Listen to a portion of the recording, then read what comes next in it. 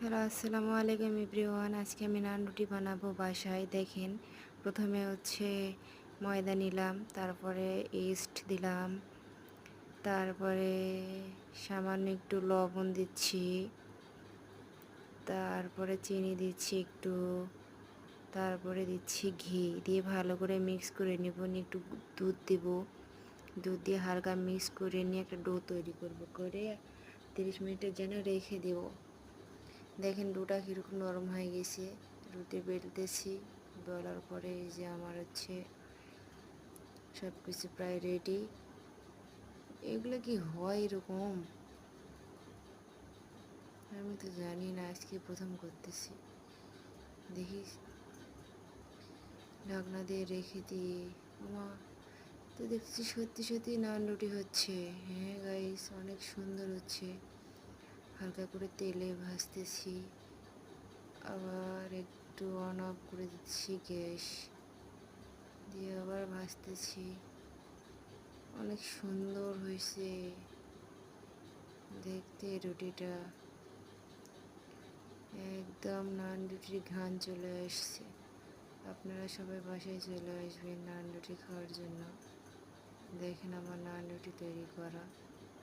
আমি next time আপনাদের ভালোভাবে ভিডিওটি শেয়ার করব।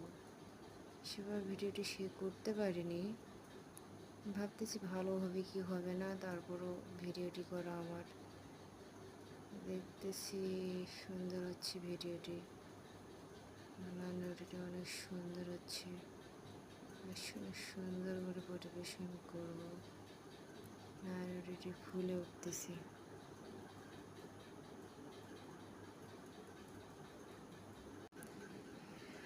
ঘুমের ঘরে গাইব গান, বলবো কত কথা, রাত্রি জুড়ে ভাগ করে নিব মনের ব্যথা।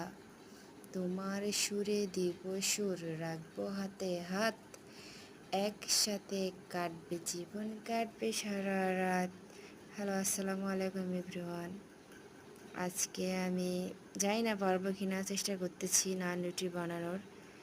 তবে দেখতেছি, দেখতে দেখতে সব কিছু তৈরি করতেছি, নেট দেখেই করতেছি। এই প্রথম আমার নান রুটি বানা, সেই নান রুটি আমি ভিডিও করতেছি। জানি না কেমন হবে খেতে। কিনে খেয়েছি, কিন্তু বাসায় কোনো দিন বানা হয়নি, আজকে বানাচ্ছি, চেষ্টা করতেছি। এর ভিতরে সব কিছু প্রায় আমার রেডি হয়ে গেছে। আমি অলরেডি ভাজা শুরু করে দিয়েছি, আপনারা দেখতেই পাচ্ছেন।